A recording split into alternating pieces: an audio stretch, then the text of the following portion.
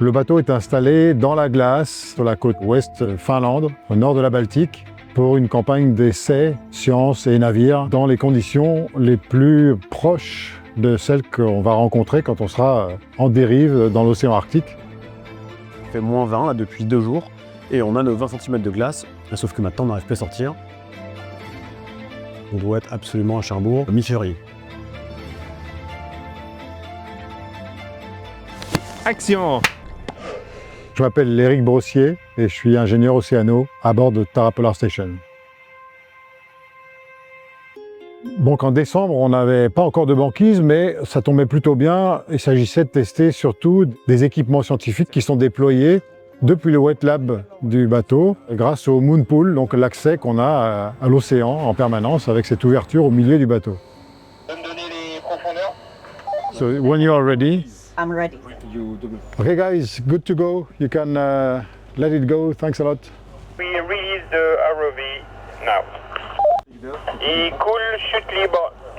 Yeah, now you dive, you are out of the boat already. Le ROV, c'est le robot sous-marin téléguidé qui va nous permettre pendant la dérive d'aller faire des observations et des mesures sous la banquise, sous la surface, dans un rayon de 300 mètres maximum autour du bateau. Et donc là, on apprend à le piloter parce que bon, c'est quand même un engin sensible, très sophistiqué. Donc c'est bien de pratiquer, de s'entraîner. On est 5-6 scientifiques. Il y a une grosse équipe qui fait de la omic derrière. Il faut aussi des déploiements de ROV, de CTD pour tester un peu toutes les procédures. On est là pour optimiser les protocoles, mettre en place les workflows. On discute aussi beaucoup avec Nathalie et Eric pour qu'ils identifient les besoins, les machines, les espaces, comment on va organiser les labos, quel instrument va où. Donc c'est vraiment de la mise en place pour le moment. Just 1 microliter of DNA. We have all DNA here from the 1 week experiment testing the different DNA protocols. This is very exciting to see if we can introduce this technology on board. This is the first time we're doing on board of Tara Polar Station. Ça donne un exemple, une idée de tout ce qu'on va pouvoir avoir à gérer à bord pendant la dérive. Beaucoup d'équipements pointus, délicats, mais qui nous offrent un accès à des données incroyables. Tout n'est pas de la même taille et tout n'est pas de la même complexité. C'est vraiment très important que tous ces protocoles soient faciles d'utilisation pour que les scientifiques à bord puissent réaliser les centaines de protocoles qu'on ambitionne de faire. Bravo.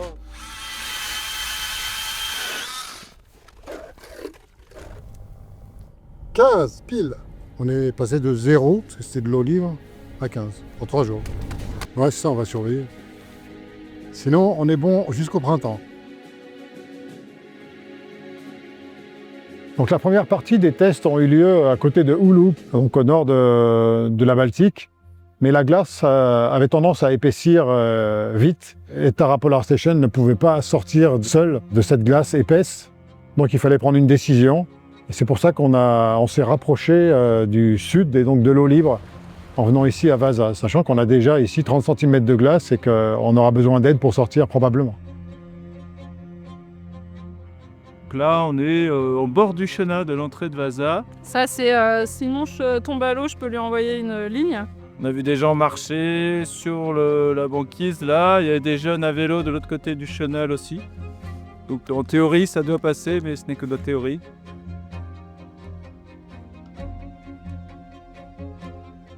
L'océan Arctique, en fait, c'est vraiment un océan froid où il fait nuit pendant plusieurs mois par an, voire 6 mois si on se trouve au pôle Nord. Et ce bateau a été conçu pour répondre à l'évolution de ce milieu en plein changement. L'Arctique change 4 fois plus vite que le reste de la planète et permettre le travail des scientifiques au cœur de cet océan sentinelle. Aujourd'hui, il fait -15, les nuits sont longues et puis on a quand même de la banquise. Et donc tout ça nous permet de tester des protocoles scientifiques qui se déroulent sur la glace ou dans le bateau. On a des équipes qui s'intéressent à l'atmosphère. C'est le premier gonflage du ballon, d'Helikite. Donc on découvre, Nina et moi en tout cas, on fera partie de la première équipe qui va faire ces profils atmosphériques. Ah, Eric, on monte! Il faut savoir qu'avec Tara Polar Station, on ira dériver dans la banquise au pôle Nord et là on est pris dans la glace en permanence. Et pour ces tests, il a fallu trouver un endroit où on puisse déployer notre ballon et notre système dans des conditions réelles, représentatives. Et c'est pour ça on est ici en Finlande, à Vasa, en janvier, où on a ces conditions vraiment parfaites, où on a la glace qui nous permet vraiment de tester notre système et de le déployer. On ne sera pas là, nous, pour les aider, donc ils doivent être un peu autonomes par rapport à ça, et on est aussi là pour les former. C'est précieux, quoi. C'est vrai d'avoir le soutien, l'appui, la formation finalement des experts dans chaque discipline. Après, ça va être à nous de jouer avec tous les instruments, avec les protocoles, mais d'aller le plus loin possible avant de partir dans toutes ces techniques, connaissance des instruments et puis la finalité des opérations.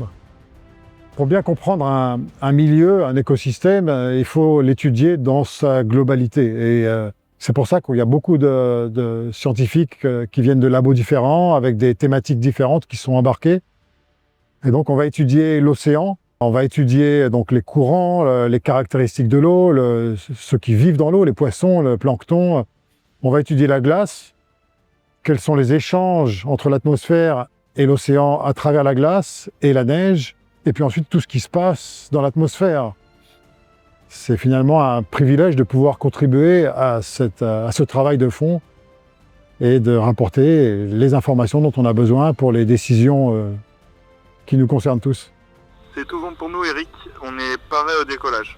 C'est parti pour le dernier vol, le prochain dans 8 mois, dans le pack de l'océan Arctique. Tu te sens prêt? Ouais, tout est prêt.